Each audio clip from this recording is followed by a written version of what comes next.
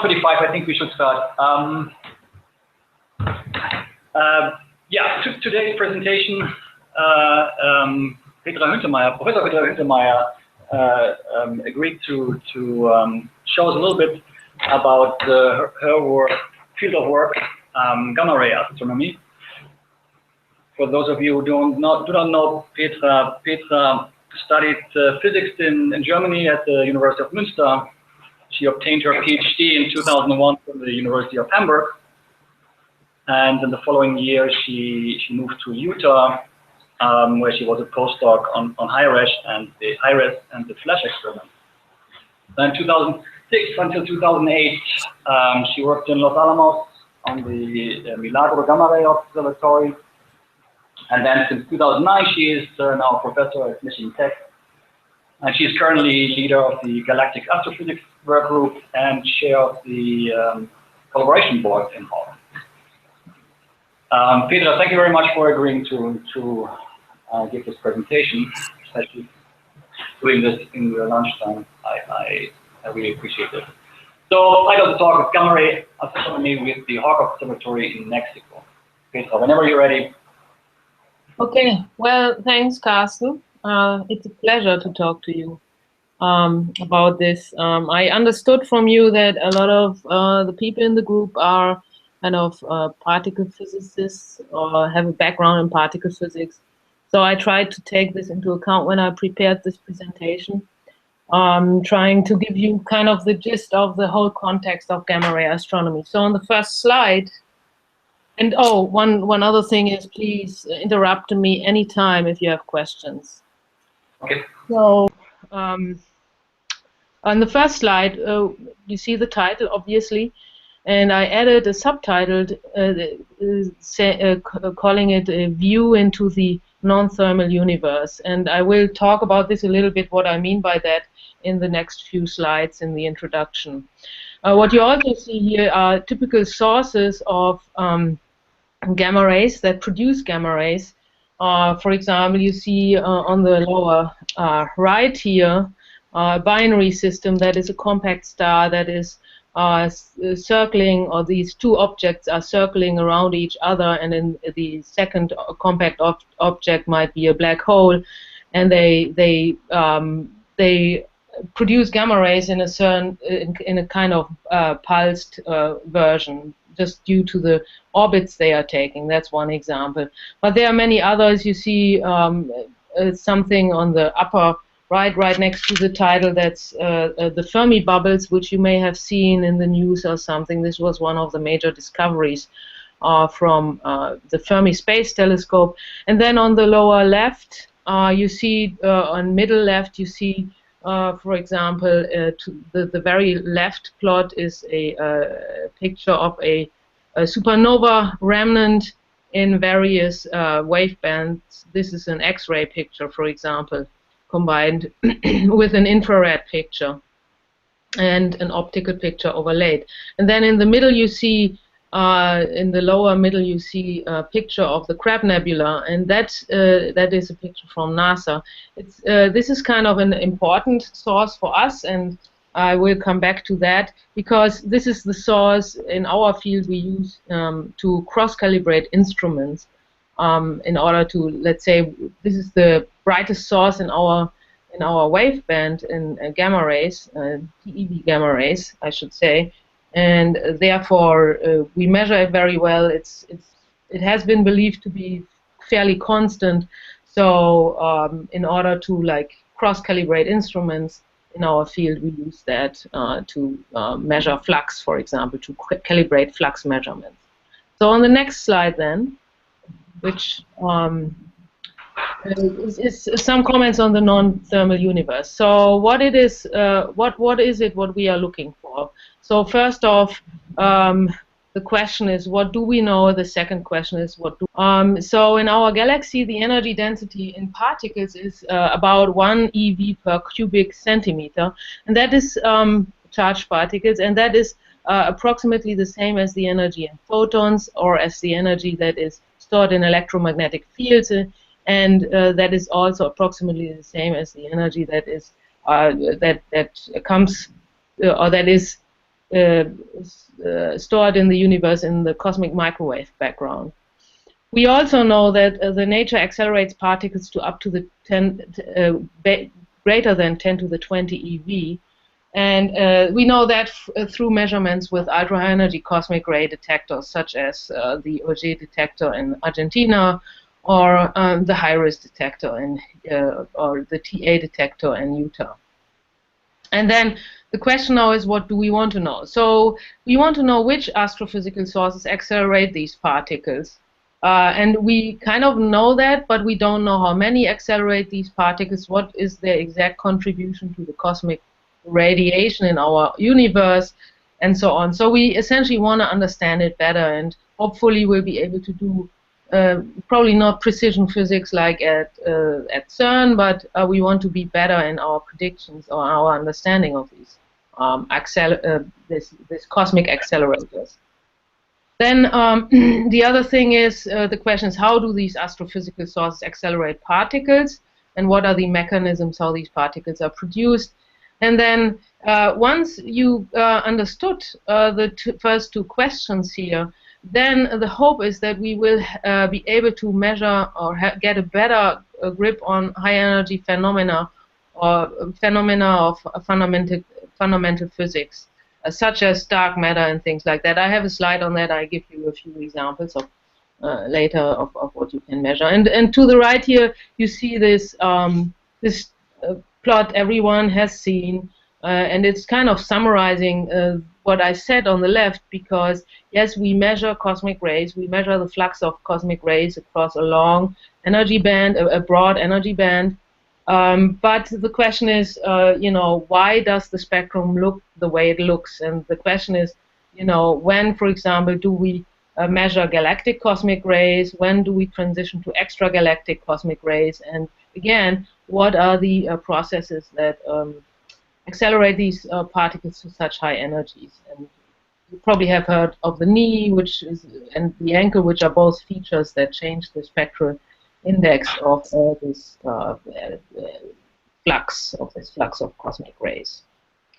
Okay, so why? So this is before here. So I for the most part spoke about cosmic rays. So why do we measure gamma rays? Why is that interesting? Because in fact, actually, when you look at the flux of gamma rays that or the local flux that we measure here, it's a lot smaller than the flux of cosmic rays. It's about 1 in 10,000 showers we measure with our HAWC detector is a gamma ray, or is caused by a gamma ray. So the reason is actually a very simple one. We have galactic magnetic fields, and so if you look especially at lower energy cosmic rays, they will be deflected by those, and they will not point back to sources. And this slide 3 is what I'm trying to show here is exactly that the gamma rays come directly from the sources, are undeflected, and therefore we can actually resolve source. When you do look at maps of cosmic rays at our energies, that is TeV energies,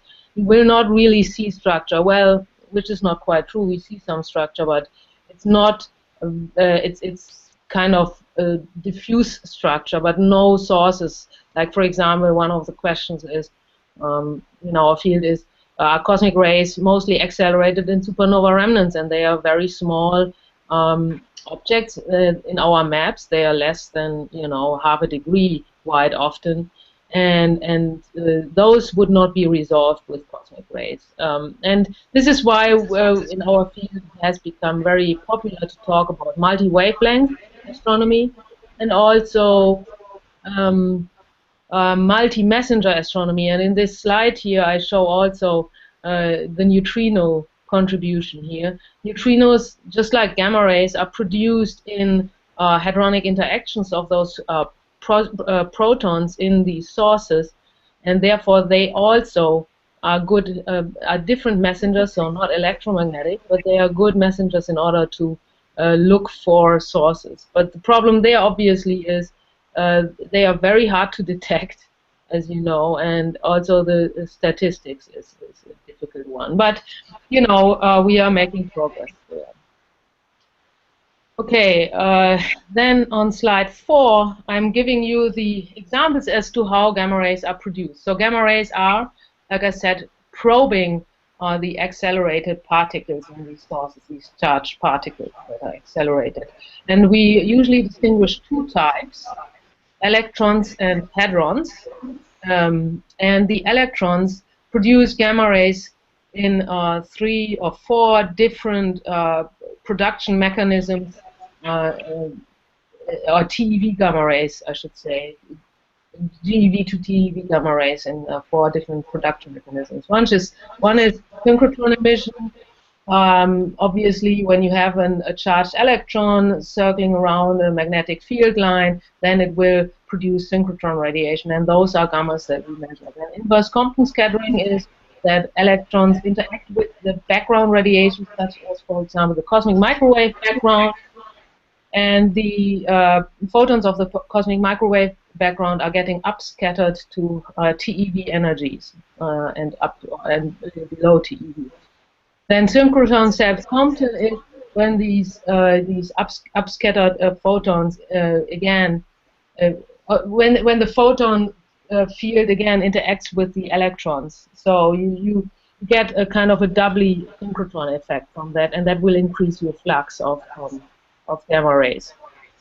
And then there's Bremsstrahlung. So if there's gas or matter somewhere in the universe, then if you have a proton, if you have an electron going by that material, it may interact and produce through interaction with the ions of these of ionized gas, for example, it will produce gamma rays as well in the Bremsstrahlung process. And then the hadrons, I don't have to tell you much about that. You know much better how these particle physics reactions happen. But you know, of course, proton-proton interacts and produces pi plus, pi minus, whatever, also pi zeros, and these pi zeros decay, as you well know, into gammas, and those gammas have TeV energies of metal energies. So on slide 5, you see the galactic and extragalactic sources of gamma rays. So these accelerators we are looking at, I already talked a little bit about the Pulsar Wind Nebula. Those are electron-positron nebulae that may interact with the microwave background and things like that, thus producing gamma rays. We have pulsars. Those are at the center of these Pulsar Wind Nebula. They are fast-spinning neutron stars, very, very heavy, more than the sun, the solar mass, but very small. For example, the Crab Nebula is believed to be of the size of 30 kilometers and heavier than the sun. So you can imagine that's a very heavy object. And as it spins, it produces a magnetic field, or actually it's the pulse effect happens when it spins not along the magnetic field lines of that star, and thus producing a cone in which particles can be accelerated and produce electrons, which then we will measure. And since they are spinning, it produces kind of a lighthouse effect. So a lighthouse that is striking, you can imagine, Earth, and then we get an enhanced gamma ray flux, and you know, at a periodic term. And the fast is like 30 milliseconds or something like that. So these are very fast spinning neutron stars. Then supernova remnants are believed to be producing gamma rays in these hadronic and leptonic interactions, as well as particles as the shock front moves out and interacts. And in this shock front, as the shock front moves through space, particles are accelerated, and then through interaction again with matter, for example, or the cosmic microwave background and other things, will produce gammas. And then we have X-ray binaries that I mentioned at the beginning. Extragalactic sources are active galactic nuclei, so they are usually where you have galaxies that are at the core of the galaxy is a black hole, a spinning black hole. Around it is an accretion disk of material. As the material falls into the black hole, it produces jets in both directions of particles. So essentially the gravitational energy is converted into energy that accelerates particles. And then we have starburst galaxies. We have long gamma ray bursts, bursts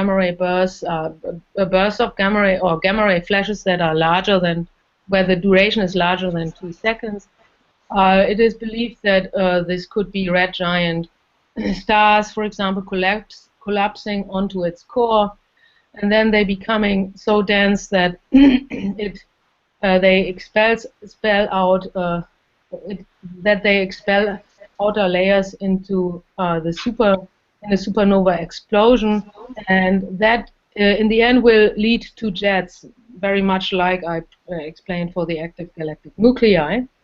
Then we have short gamma ray bursts. Again, these are believed to be two objects such as very compact stars, for example, neutron stars, that circle each other, then they begin to spiral inward and eventually collide, and thus again produce these jets, as I explained them, a very similar scenario as I explained them for the active galactic nuclei. Okay, what about fundamental physics? There are three main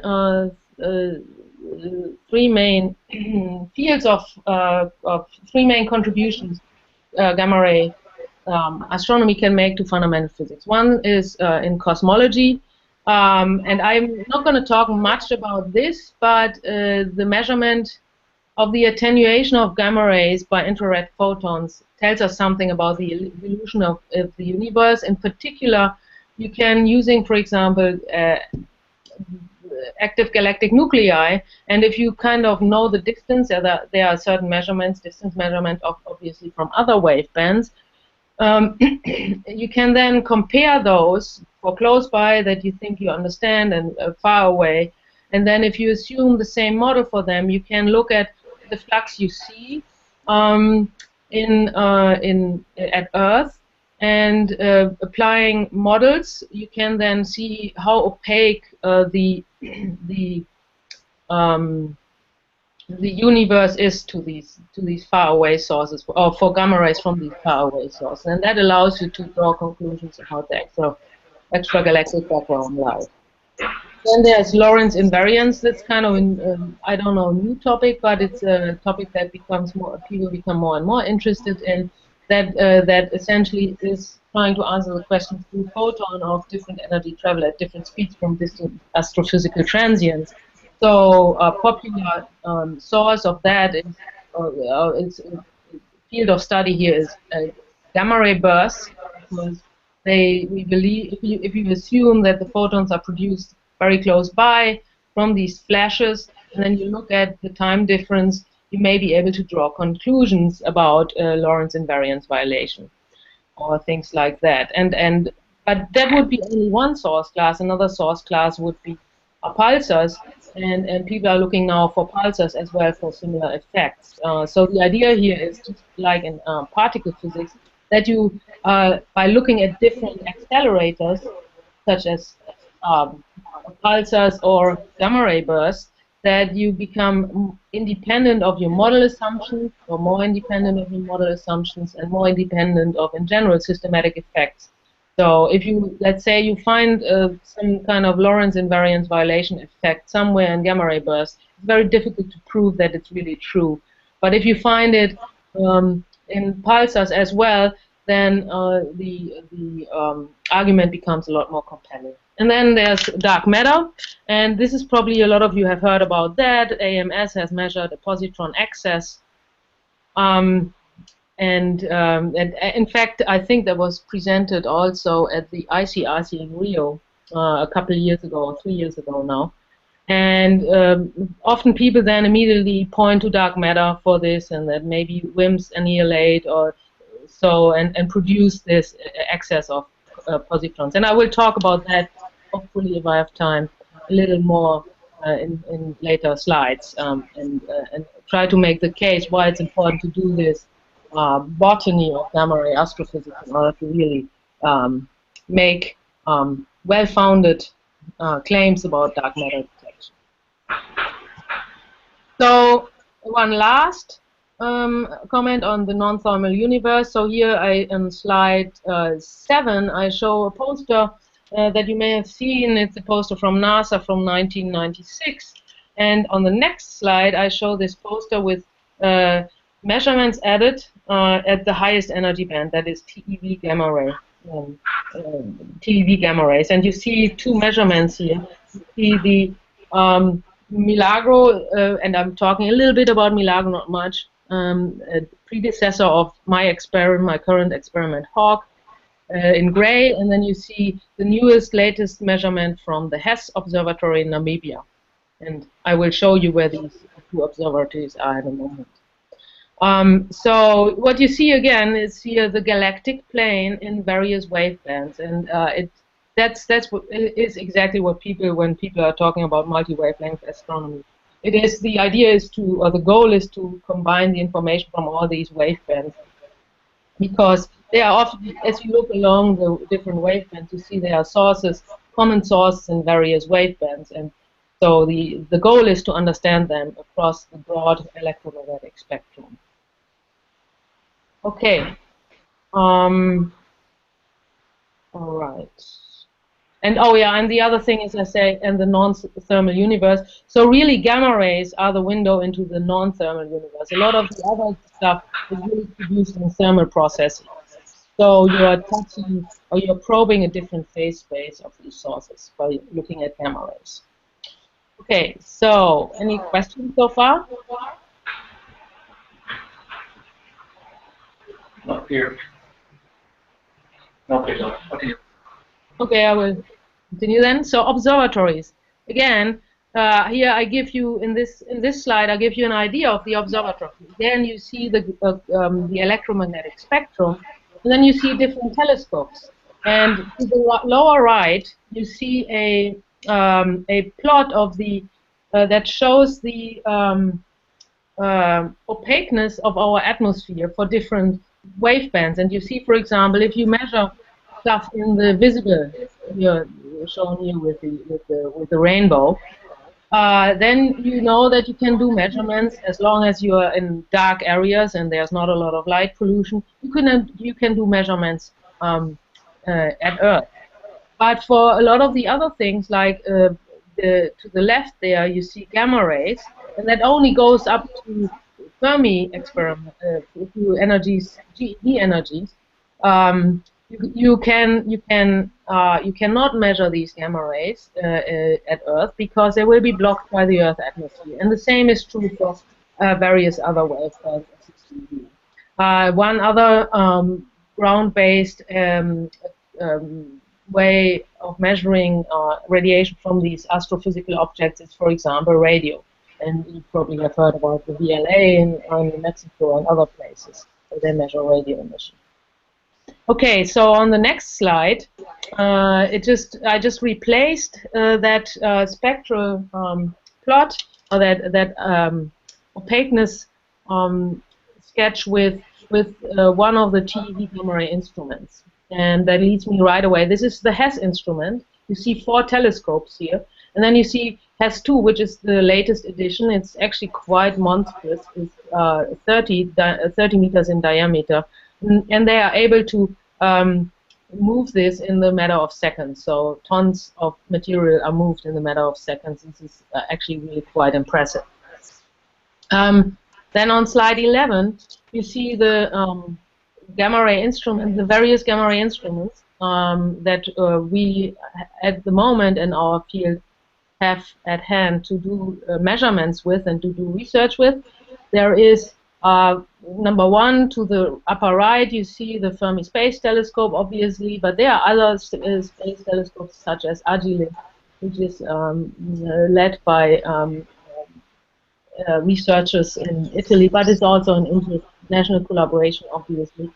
Then you see to the right again, at Earth, the Argo YBJ instrument. It's a ground-based detector that measures, that is a particle sampling detector that measures air showers that are produced by gamma rays, and a little more on that in the following slide. Then you see HAWC in Namibia. So the Argo instrument is in Tibet. You see HAWC in Namibia.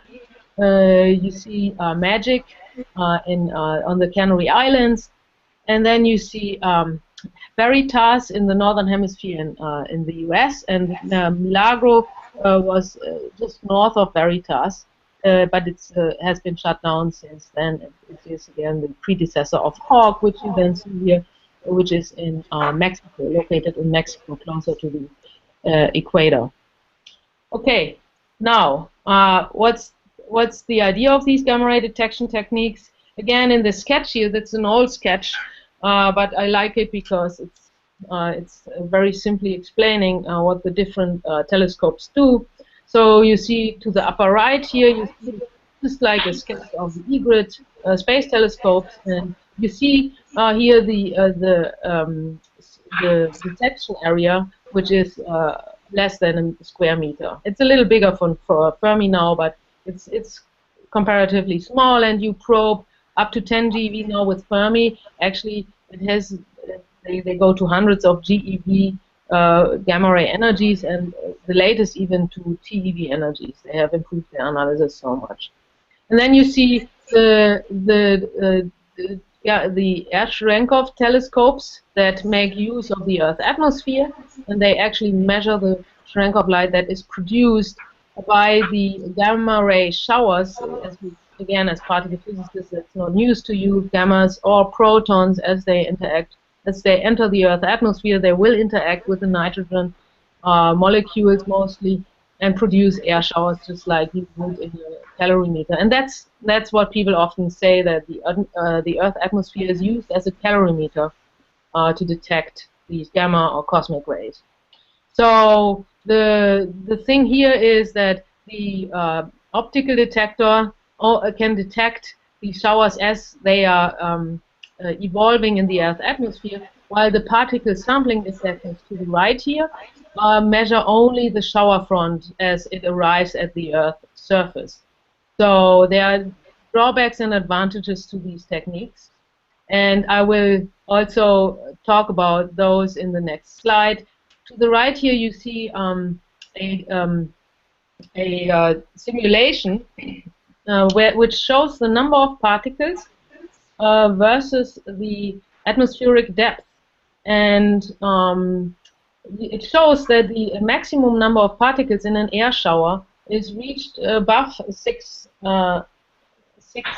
just below 6 kilometers.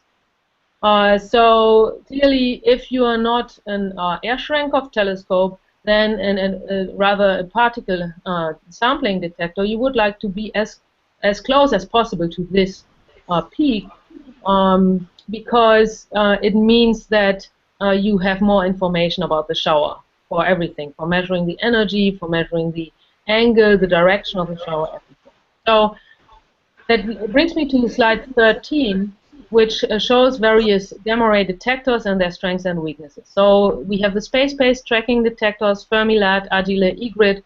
They have a wide field of view, rough 2.4 steradians, and roughly a uniform exposure of the entire sky in survey mode. They are continuously operated, and they have a very low background. So it's essentially a particle detector, a sandwich detector with heavy material and scintillation counters that produce, like the gamma ray enters the heavy material, does pair production, then you track the electron-positron pairs in that.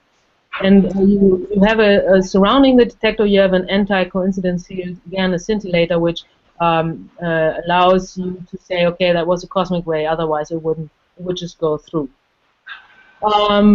The drawback is that the area is small and limited, and therefore the observations at highest energies are very limited.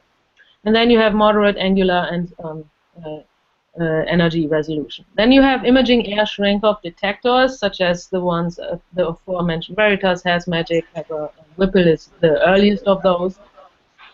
And there the angular resolution is better. The large area allows them to measure TeV cosmic and gamma rays, and they have a very good rejection rate for background from cosmic rays. Like I said earlier, 1 in 10,000, about approximately 10,000 showers is only a gamma ray. So you have to have a good way of rejecting those cosmic rays if you want to drag out those gamma rays from your data. The drawback is that you can only do pointed observations with a small field of view, less than 5 degrees, and that you also have a low duty cycle. So you can only run on clear moonless nights, and they had done some stuff in order to be able to observe with the moon somewhat up, but still essentially it's really only a 10% duty cycle. And then you have extensive air showers arrays, that is such as the HAWC detector, the Tibet air shower array, Argo, and Milagro. They have a wide field of view, about 2 steradians, and depending on where they are located, they see the northern sky or the southern sky. They are continuously operated because they are not, they are measuring, they are using things like scintillation counters or the water Cherenkov technique in order to measure the shower particles. And they have a large area, just like before they use the Earth atmosphere essentially, and therefore as a current, and therefore they have a much larger area. They have, however, not such a great angular resolution and energy resolution as the air Cherenkov detector, and they have a moderate background reflection. So that brings me to HAWC. So you see here a map of Mexico, and there's a tank, a little tank as we call them. And that's where the detector is located. It's about, the location is 19 degrees north, 97 degrees west. It's on the Sierra Negra Plateau near Pico de Orizaba in Mexico, which is the highest mountain in Mexico at 5,600 meters. The detector is located at 4,100 meters above sea level. Again, go back to the shower simulation. We do that because we want to be close to the shower max. It contains 300 detector stations. Like I said, we call them tanks. They are pretty humongous, actually. 7.3 meters by 4 meters high, 4.5 meters high, and they are filled with water. And I show you a picture of that in a moment. The area is 22,000 square meters. The water volume per tank is 200,000 liters, so do that times 300 and you arrive at a very large amount of water that had to be trucked up the mountain. A third of the array had been online since 2013, and I will present some results from the early or the partial array data. And then we have the array is now complete, and there was an inauguration ceremony in 2015 where even the NSF director showed up, and the director from CONACYT, the Mexican funding agency. So that was a very rewarding event, actually, after such a long time. And here you see a picture of the HAWC array, and this was done by one of my PhD students, actually, and you see the kind of Photoshop in the HAWC sky with one of our first results. Okay, so then I show the site as it progressed through time. So the lead time for our experiments are long, but certainly not as long as anything like in particle physics, but still it's been more than 10 years coming until we finally could take data. So you see here the HAWC Observatory site in Google Maps in 2006. On the next slide, you see it in 2011. So you see here on the left, upper left, that's an engineering array. We call it VAMOS. NSF gave us some money in order to demonstrate that we actually can operate a detector at such a remote area and get some data out of it. And this is what that is. Then we have 2011 only in May. Before that was in January. So in May, you already see how the main site is getting prepared. Then in 2011 in October, we already have almost one third of the array done. And here is the counting house in which all the computer equipment and electronics is. So the way it works with HAWC is that we run out cables to the photomultipliers in these detectors, and then read out and combine the data at this counting house in the middle. Then we have a picture from 2013. So a lot more data tanks have already been installed, and many of them were equipped with photomultipliers already. Oh, and I should mention to the right here is the HAWC utility building. So I told you it's a water Cherenkov detector. So in this HAWC utility building, we have a filter.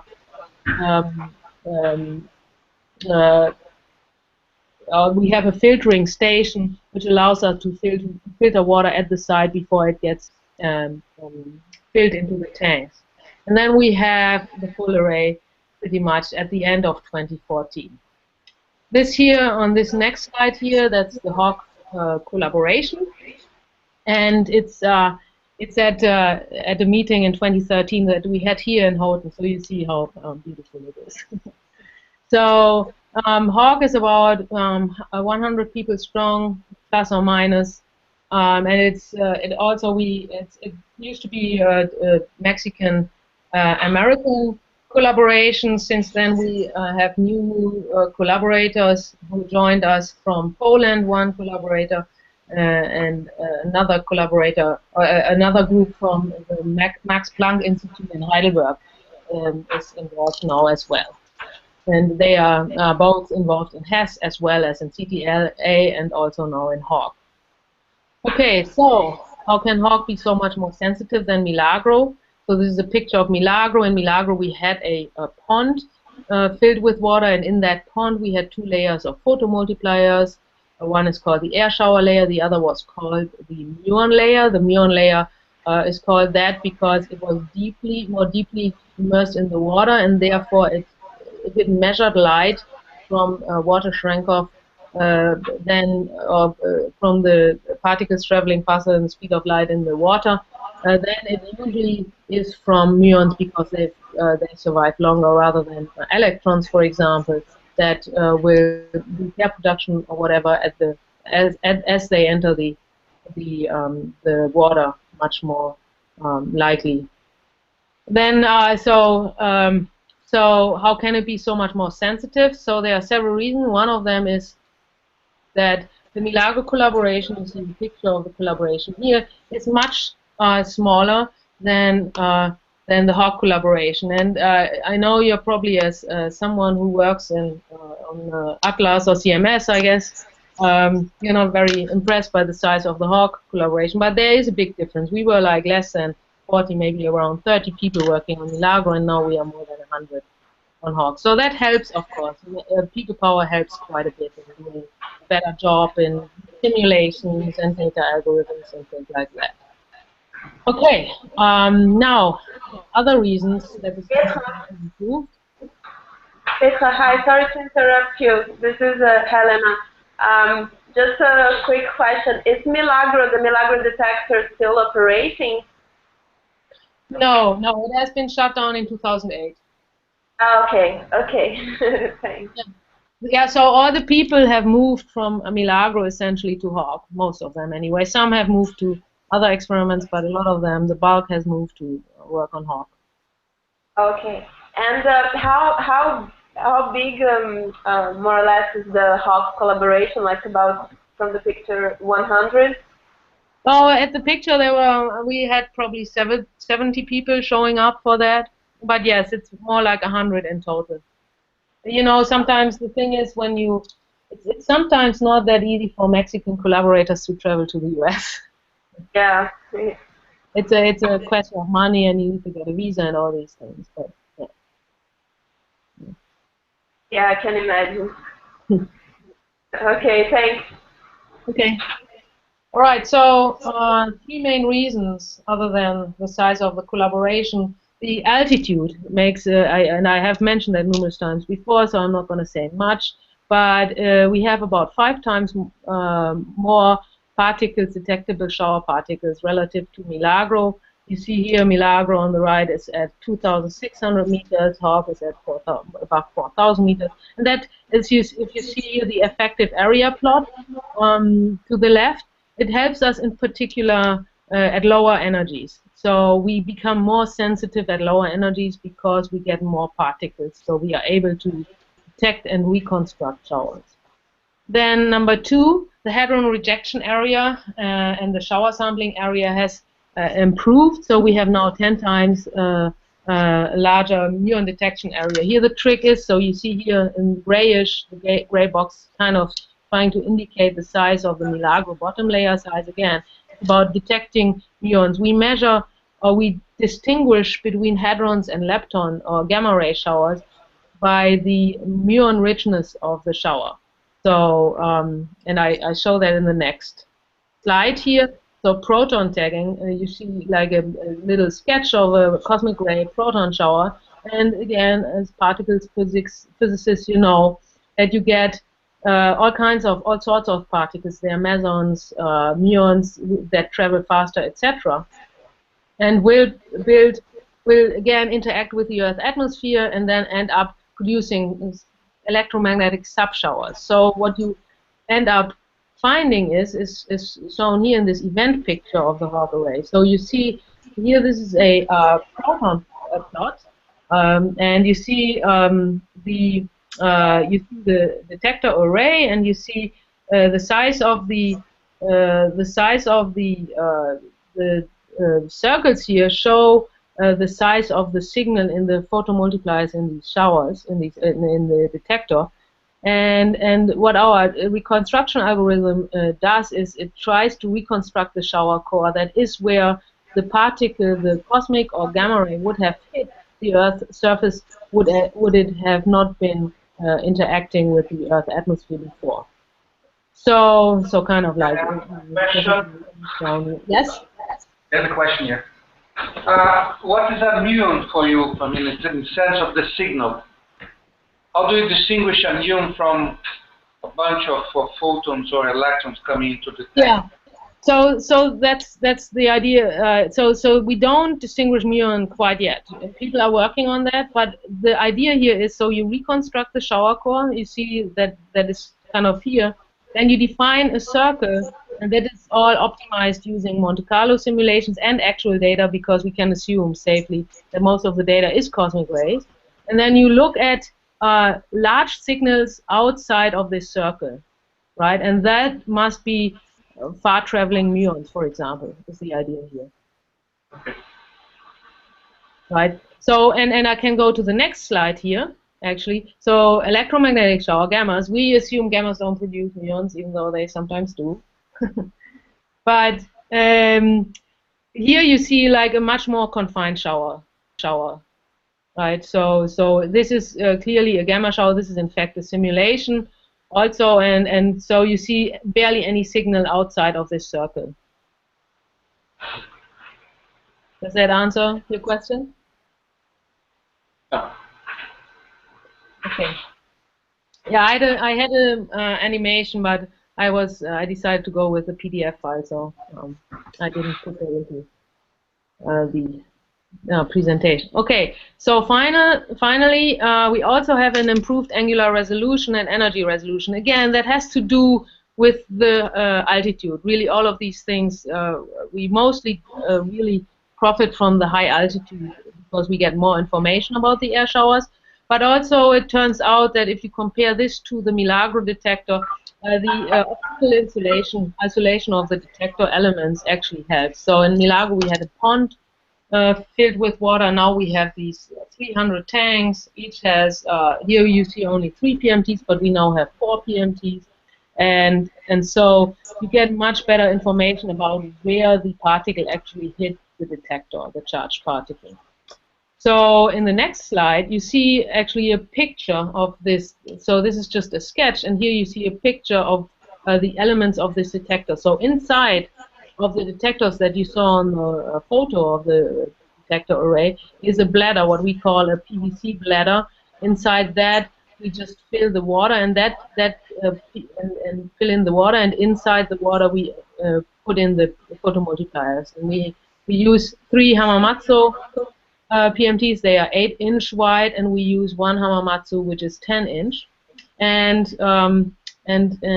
these are immersed in the water and measure the water strength of light. And then in the next slide, you see a tank where the bladder is already inside, and you see how kind of the dimension of this thing. And this is our former collaboration leader, Brenda Dingus, who who was, yeah, up until last year, she was the leader or the spokesperson of the collaboration. Okay, I swap over, well, timing calibration. Well, you need to obviously understand the timing of these photomultipliers relative to each other, because the way you reconstruct the direction of the shower is by reconstructing the shower front. So if to the right here you see an event picture, and the color scale tells you something about the hit times. So this is early and this is late. So blue is early and reddish is late. So you can reconstruct the shower was coming from this direction. That's the principle of it. It's of course a little more complicated in detail. The flux sensitivity of HAWC compared to other instruments is shown on 32. So what you see here is the differential sensitivity per quarter decade of energy and then versus energy. So we measure everything that is above the blue line here. That is for HAWC 300 1 year and HAWC 300 3 years. That's all based on simulation. And it looks like we might be even a bit more, from our first analysis, a bit more sensitive at the highest energy. But and then you see Fermi 5-year at lower energies, the Fermi 5-year sensitivity, and you see the HAWC sensitivity compared to operational Air-Cherenkov telescopes.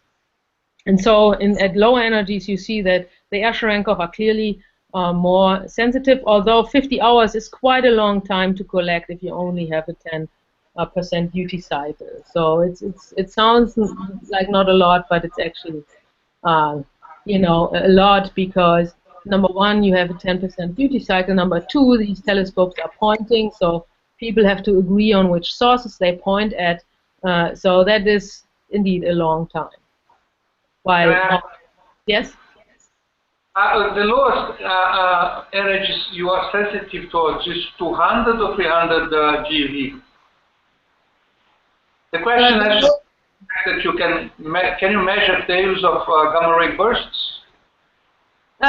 Well, that's one of the, that's not my, I don't have much expertise in that, yes, but we have 2 or 3 people working on gamma burst analysis, looking, like we communicate with Fermi, for example, and each time they send out an ATEL, then we will look at that. We will absolutely look at that if it was in our field of view, right?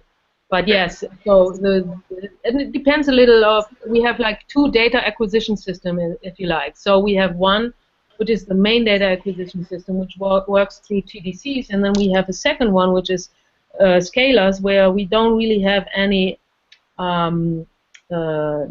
directional information. But if you get a trigger from Fermi, you don't really need that. All you will look for is an excess in the flux measured in the scalars, if you like, in the signal. So and then yeah, and then you can go. Well, I don't know, 100 GeV maybe. Hopefully, I'm not an expert, like I said, but I think it was like that. Realm ballpark. Okay. Did that answer your question? Yeah, okay. Right. So then in the next slide you see the HAWC sky coverage. I mentioned HAWC is located still in the northern hemisphere. So what you see here, the white is where we cannot see anything. So unfortunately, and then the gray shaded area, the darker the area is, the better our sensitivity. So we have at the very dark areas, we have about a 5% of the Krebs sensitivity. So meaning 5% we will detect sources that emit 5% of the Krebs flux. Again, the standard candle, as I mentioned at the very beginning. And then at a declination of 75 in the north, we run out of steam, and then also we cut at a zenith angle of 45 degrees overhead, because below that it's getting difficult for us to, I mean, we have to probably work a bit more on our analysis tools in order to do gamma hadron rejection, the more inclined the showers are that we measure, number one. And number two, also, of course, the atmosphere is getting thicker then. So we, in particular, lose at low energies. So we barely see the galactic center. And if we, I think well, we can probably measure something from it, especially if there's interest in terms of dark matter emission and so on. Then we certainly should put some more emphasis on it. But right now, it is something that we have not really done yet. Okay, so finally, it took me a lot longer than I thought. But finally, we have some results here. So these results have been presented at the APS meeting in April. And what you see here in this slide here is the all-sky gamma ray map as produced with HAWC above 100 GeV. And we see several locations here. We see first off the galactic plane, and then we see the Crab Nebula here to the right. Then we see an emission, a little bit of an emission here near the Geminga region. And then we see, for example, here a source. This is Macarian 501, which is one of the AGNs that we detect. So far, so good. So let me move on. Skip over that slide with the NASA poster, and you see a similar view as you get it with the Fermi-LAT telescope above 1 GeV. And in the next step, you see these two overlaid. So it just, goes to show that we do see the same objects, right? And one of the efforts in our field is really to combine the information and measure gamma ray sources from MeV up to all the way to 100 TeV. That's the goal here. Okay, then also I mentioned Fermi-LAT has become a lot more ambitious at the highest energies than its predecessor eGrid did. So they just came up with a map that goes up to 2 TeV. So that's great because that way we will able to we overlap in the energy range, and that will help us again to do combined fits of the sources we are looking at. And then again in the next slide we see an overlay with that. Okay, so next slide shows a zoomed-in view of the galactic plane. Again, Fermi-LAT up to 2 TeV, and you see the HAWC sky along the galactic plane. And I will talk about these three regions: the inner galaxy, the Cygnus region a little bit, and then the Geminga nebula. Over time, I mentioned Milagro. So you see here what Milagro accomplished in 8 years of operation. Then the next map shows what HAWC saw with a partial array. HAWC Pass 1 means only 100 tanks instead of 300 tanks, and we already are a lot more sensitive. One of the things that's to keep in mind here is that Milagro was located just ideal to measure the Cygnus region. This is the Cygnus region, the Cygnus arm of our galaxy, while HAWC is much more south, so HAWC sees the inner galaxy, what we call the inner galaxy, a lot better. And then with the full array, again, now we see clearly the Cygnus region, and we already after 1 year see it better, almost, actually not almost, we see it better than Milagro in 8 years. And we also have resolved a lot more the inner galaxy. So this is a major accomplishment. And you see here, this is, I think I skip over this. This is just something we presented. This is our first published result. With the partial array data, we measured 10 sources. 8 were associated with other objects in the sky. 5 sources were known. So we saw about 3 new sources. Now, with the full array, again, the picture becomes a lot clearer. We see Macarian 421 at a 31 sigma. We see Macarian 501 at 21 sigma, significance above the background. We see the Crab Nebula at 84 sigma. And then we see this glowing emission along the galactic plane. And this is not really published yet. We are working on a publication, but it looks like we probably have about 40 sources that we detect. And you see, if you see the overlapping emission here, then you see that a lot of the work will go into distinguishing how many sources, for example, we see. Do we see 1? Do we see 2 overlapping sources? Are these sources extended? Are they point sources? This is kind of what our main analysis at the high level goes in. And then, okay, I'm gonna not talk too much about these sources here. Let me skip over this. Like I said, we saw new sources. We see the Cygnus arm of our galaxy. Let's talk a little bit about one particular source. That is the Geminga source. And I mentioned that at the beginning, that there has been a positron excess measured by Pamela and by AMS later on.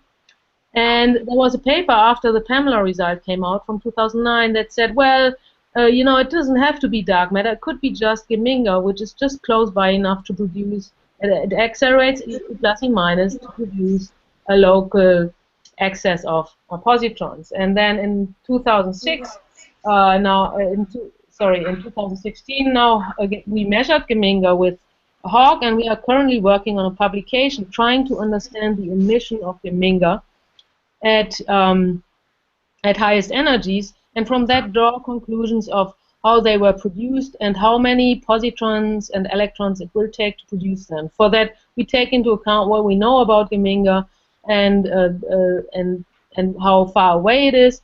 We also detected, also unprecedented, we most likely detected another pulsar, which is very similar to Geminga, and also may contribute to this this positron excess.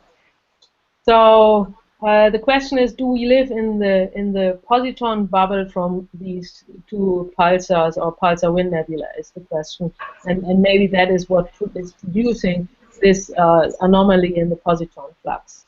I will skip over the next few slides about this and just say a few words about really large structures. So I think we are now on slide 50. So as I mentioned previously, the Fermi bubbles have been measured at full energies, and so the question was, do we see something at TeV energies? And this is interesting because the question again here, is it electrons that produce the gamma ray flux, or is it protons that produce the gamma ray flux? And we think these are relics from the jets that that came off from the galactic center, from our galactic center back in the day. So in order to understand the mechanisms and also the energy content in our galaxy, it would be interesting to study this and to understand that. So let's move to, so there are various plots here, and again I'm running out of time, so let's skip over them. But let's just look at this upper limit plot. So it looks like we are not seeing the Fermi bubbles at our energies. These are the seven upper limits that we were able to calculate at highest at the various energies between about 1 TeV and or above 1 TeV, about more like 10 TeV. So again, it means we don't see them. It does not look like, therefore, that the emission from them is due to protons, because electrons, we think, lose energy before they can even produce TeV gamma rays. We think they lose energy in other processes. So it looks like the leptonic nature is plausible for these Fermi bubbles. Okay, but let's move on. There has been a major improvement or increase in the number of sources. I just pick out maybe the number of total sources, 271 during in the 90s from the eGrid catalog. Now we have 3,033 sources. So why is this important? Again, by the way, we see the same thing at TeV energies. In 2001, we had a mere 10 sources, and now we are approaching 200 sources. So why does this matter? It matters because the increase in the number of sources allows us to classify them, to really look at source class, to look at, you know, something that's co-located with supernova remnants, with pulsar wind nebula, etc. Then with the increase in the diversity of sources, it also allows us to understand the kind of the traditional processes better. and because the increase in the sensitivity of our instruments allows us to study the production and acceleration of cosmic ray particles more precisely, it will allow us finally to look really at new physics, to look at things like dark matter more precisely, to look at Lorentz invariants, things like that. Okay, so there's room for improvement, obviously. In this slide 59, you see the X-ray, the gamma ray, and the very high energy gamma ray world. And what you see is the years, and you plot it versus the years is the number of sources. And clearly, we're still far away from the thousands and thousands of sources that produce X-rays. We are also quite far away from the 3FGL catalog number. But the idea is with new telescopes such as CTA, we will be able to measure much more sources. And I will not talk much about CTA. It's an imaging atmospheric Cherenkov telescope that will allow us to, again, to increase the sensitivity. It will consist of 3 sub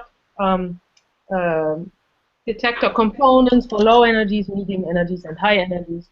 So essentially what you do is build an array of imaging Cherenkov detectors. And in this slide you see how it improves the sensitivity. So for 100 hours of CTA, you get unprecedented sensitivity at MEV up to, at GeV up to TeV energies. So this will be a major improvement, and it will lead to, we think, probably a factor of 10 in increasing source population. LASO in China is another instrument. I'm not going to go into detail about this, but I want to say a few words on HAWC South. So the idea here is to take HAWC to even higher altitude, and also to further south. So what our simulations tell us is that we will get a factor of 4 increase in sensitivity between ALMA altitude and HAWC altitude. So again, it will help us immensely in detecting new sources and also transients. And the idea here is if we have a southern side for HAWC, the HAWC South could serve as a source finder, a TV source finder for CTA South. And it will also allow us to measure better the galactic center. And again, all these instruments, the imaging Cherenkov, are pointing instruments. So what you gain with HAWC is the increase in measuring transient events. So things such as gamma ray bursts, although we haven't seen them at our energies quite yet, but other things like binaries and so on will allow us to do these measurements. And these are my conclusions, so I think I've talked enough. So, let me know if you have any questions. Sorry about the length. No, Petra, thank you very much. That was perfect. Thank you very much for this very nice presentation. Other questions here or online? I may have a comment. Actually, there is a different plan, not a group associated to HAWC, but there is a group which is associated to AG plus Argo of putting a detector which is different from yours in nearby ALMA. There's a region there which is 5,200, which is belongs to CONACYT Chile, not belongs to ALMA. And one of the ideas of this detector, which is called lattice, is to push down the limit of sensitivity, and we believe we can go as low as 100 GeV, so as to be able to connect with the sensitivity of Fermi lat on gamma ray burst, region where they cannot see anymore. So there is this idea which is also flying around of building, but not using. The idea is basically using RPCs plus a very small water tank, probably ice tank, because temperatures there are very high, are very, very low. I mean, this is normally below 0, so perhaps you have to deal with using ice and not liquid waters.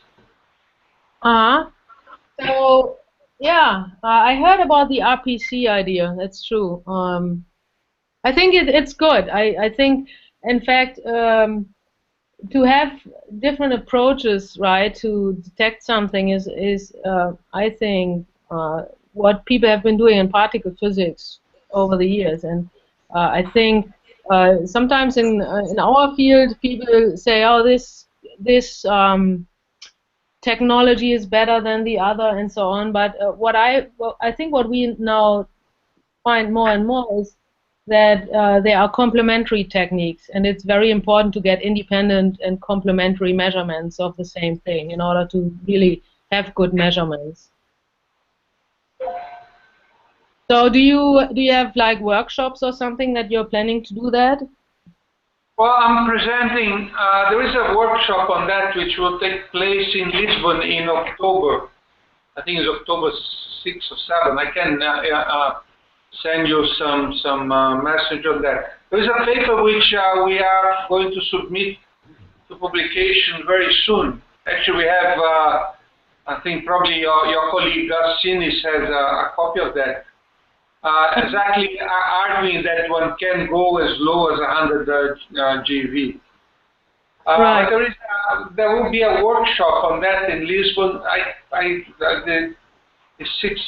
It may be 9 or 10 of October. It's a Monday and Tuesday of beginning of October, which will take place in Lisbon. I can send you, if Carsten send me your email, I can send you an email.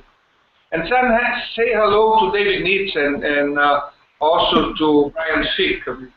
Yeah, I will do. Yeah, that would be great if you could send that to me. I wonder if that was already sent around, because within HAWC, in particular, Michael Devenoy is looking at HAWC South for now. But I wanted to get into it too. I have been pretty busy with the HAWC as is, but in the near future, I want to get more involved in HAWC South, because I think it's really a worthwhile effort. I will tell Dave and Brian that you said hi. Okay. Petra, since you pointed it out, the coloration size of a gamma ray experiment, of observatory experiment, compared to an LHC experiment, can you say a few words about the actual operation? I mean, how does it work? There's a control room on site. Everything is remote. You have a ground crew that checks every once in a while. And the other question I asked was concerning the possible synergy between experimented LHC and gamma ray physics. Is there something you would like to see measurements constraints from LHC to improve your measurements, or where do you see gamma ray measurements could improve search for new physics at the LHC? So first off, as far as the operation, yes, I mean, it used to be up until last year that we had usually people at the site, and just like, you know, with, in fact, kind of like with Opal, and I assume now with the Atlas, although you have plenty of people, I guess, but with Opal, you know, we calculate the number of shifts someone has to take, or a group has to take, based on how many group members are on the paper. So people were at the site physically. Now, after it has been completed, it's often operated remotely, really, because there's no activity in that regard. But that's not quite true anymore, because I took out a slide about an extension of HAWC. So, in fact, the former spokesperson, Brenda Dinges, she was able to secure some funds from Los Alamos to build more detectors. So right now we are in the process of building a so-called outrigger array, that is an array of smaller tanks surrounding the central detector array. And that helps us with, especially with our sensitivity at highest energies, because we simply have a larger detection area, and that helps us measuring higher energy showers better. So now we are back to this that people actually are at the site more frequently again, because these tanks have to be installed and have to be cabled up and things like that.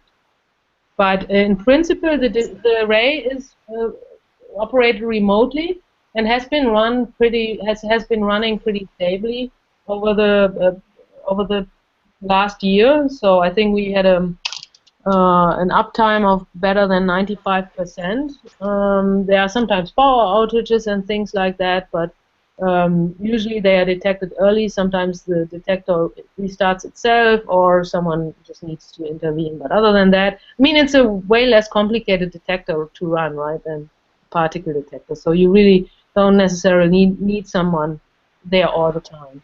So, for example, people don't stay overnight necessarily, even though obviously we take data overnight. And then the second about I think there is a synergy. A lot of it is, I think, so in, I guess, two ways I could think of right now.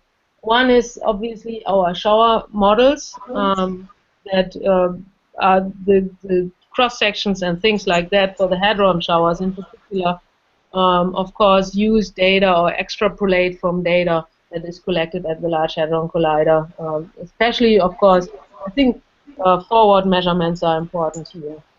And then in terms of measurements such as, you know, dark matter and so on, of course, when people run these models and they see an excess and they say, okay, this might be dark matter, then they run sometimes pithier in order to calculate a cross-section and then a flux from a certain process.